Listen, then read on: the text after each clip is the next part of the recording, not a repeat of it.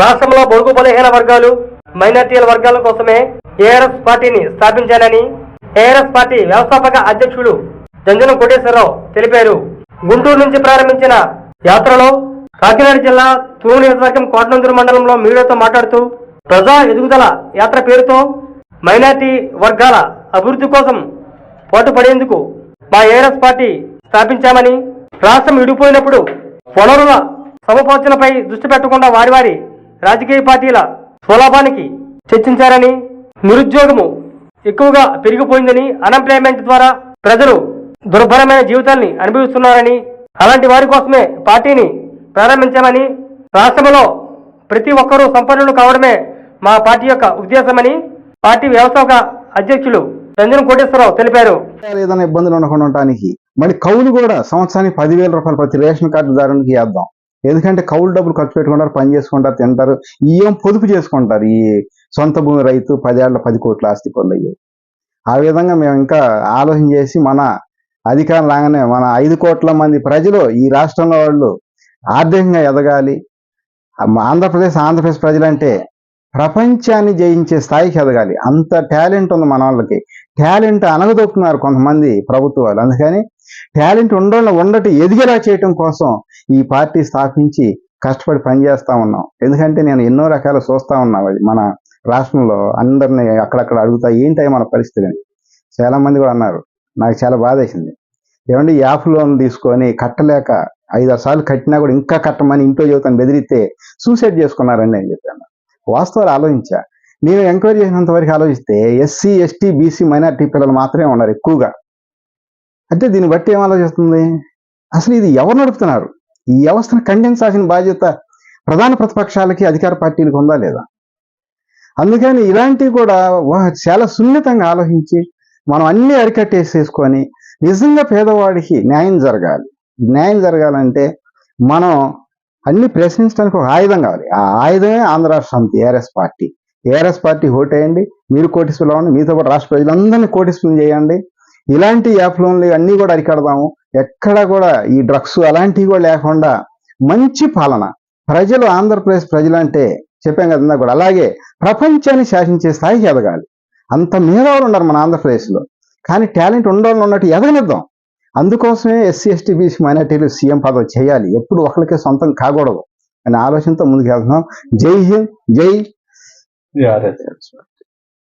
ఒంగోలు, బాపట్ల, చిత్తూరు, నెల్లూరు, అలాగే అటు మన కడప, కర్నూలు, అనంతపురం, పల్నాడు జిల్లా మీదుగా మళ్ళీ అమరావతి వచ్చి 15 రోజులు యాత్ర అయిపోయింది. మళ్ళీ రెండో విడత ఈ ప్రజా ఎదుగుదల యాత్ర మొదలు పెట్టాం. మళ్ళీ విజయవాడ నుండి ఇటు తుని వరకు వచ్చాము. ఇచ్చాపురం వెళ్ళి మళ్ళీ ఇచ్చాపురం నుండి మన విశాఖ, అలాగే ఏలూరు నుంచి మళ్ళా మన విజయవాడ వరకు వెళ్తాం. మొత్తం ఈ ప్రజా ఎదుగుదల యాత్ర 30 రోజులు 150 4,500 కిలోమీటర్ల యాత్ర చేసి ప్రజలకి ఏం కావాలి, ప్రజల కష్టాలు, వాళ్ళ విధి విధానాల గురించి మొత్తం ప్రజల దగ్గరికి వెళ్ళి వాళ్ళతో మాట్లాడి విధి విధానాల గురించి తెలుసుకున్నాం. వాళ్ళు చెప్తా ఉంది ఏంటంటే కొత్తదనం రావాలి, వీళ్ళు మాట ఇస్తున్నారు, మాట తప్పుతున్నారు, మనకి గత ప్రభుత్వాలు కానీ ఇప్పుడు ఉన్నాయి కానీ మనకి సరిగ్గా న్యాయం చేయటం లేదని చెప్పి వాళ్ళు చెప్తా ఉన్నారు. సరేనమ్మా, మేమైతే ఇట్లా 175 నియోజకవర్గాలు పోటీ చేస్తాం, మొత్తం 25 ఎంపీలు కూడా పోటీ చేస్తాం, మీరు ఓటేయండి. ఈ మేనిఫెస్టోలో 9 విధానాలు ఉన్నాయి, ఇవన్నీ జరిగి తీరుతాయి. ఎప్పుడో 1-2% ఉండోళ్లే కాదు సంపాదించుకోవాలి, పేదోళ్ళు కూడా సంపాదించుకోవాలి. పేదోళ్ళ కోసం నేను కష్టపడి కటికెండలో కూడా ఈ యాత్ర చేస్తా ఉన్నాము. మనకి ఎక్కువ టైం 5 సంవత్సరాలు ఖర్చు పెట్టాలంటే మనం ఒక పేద రైతు కుటుంబం నుంచి వచ్చాం కాబట్టి ఖర్చు పెట్టలేము. అందుకని ఈ 2-3 నెలలు మీ దగ్గరకు వచ్చి మొత్తం విధి విధానాలు తెలుసుకొని పోటీ చేసినట్టయితే తక్కువ ఖర్చుతోటి మనం గెలవడానికి అవకాశం ఉంటుంది. మీ అందరూ ఆలోచించాల్సింది ఒకటే, మా దగ్గరకు వచ్చి స్లిప్పులు వంచలేదు, మా దగ్గరకు వచ్చి ఓటు అడగలేదు అని అనుకోవద్దు. ప్రతి ఓటరు ఒక నాయకుడు. మీరే ఎమ్మెల్యే, మీరే నాయకుడు, మీరే సీఎం అనుకోండి. ప్రతి ఓటర్కి ఒక సీఎం అన్నంత బాధ్యత ఉంది. ఎందుకంటే మీరు ఓటేస్తే ఎవరైనా సీఎం అవుతారు.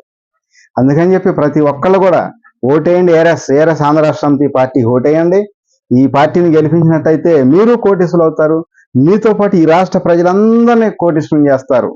అంత గొప్ప శక్తి మీ ఓటు. అందుకని మీరు ఆలోచించి 1కి 4 సార్లు ఏఆర్ఎస్ ఆంధ్ర రాష్ట్ర సమితి పార్టీకి ఓటేయండి. 175 నియోజకవర్గాలు ఎమ్మెల్యేలని నిలబెడదాం. 25 ఎంపీలని కూడా పోటీ చేపించేసి మనం ఖచ్చితంగా విజయం సాధించుకున్నాం ఈ 2024లో. అట్లాగే ప్రజలందరినీ కూడా కోటీశ్వరం చేసి విద్య వైద్యం ఫ్రీ, అలాగే ఇసుక ఫ్రీ, మద్యం కూడా ఇవన్నీ తీసేసి మా యథావిధిగానే నడుపుదాము. మళ్ళీ మన రాష్ట్ర రాజధానిలో రాష్ట్ర ప్రజలందరికీ ఆస్తి, అంటే ఇంకెప్పుడు ప్రాంతీయ వివాదం రాకుండా అందరూ ఆర్థికంగా ఎదిగేలాగా ప్రతి డోక్రా గ్రూప్ 1000 గజాల ఫ్లాట్ మెయిన్ రోడ్ పక్కనే ఇద్దాం. ఎన్ని లక్షల గ్రూపులు ఉంటే అన్ని లక్షల ఫ్లాట్లు ఇద్దాం. ప్రతి రేషన్ కార్డుదారుని సొంత భూమి రైతుని చేద్దాం.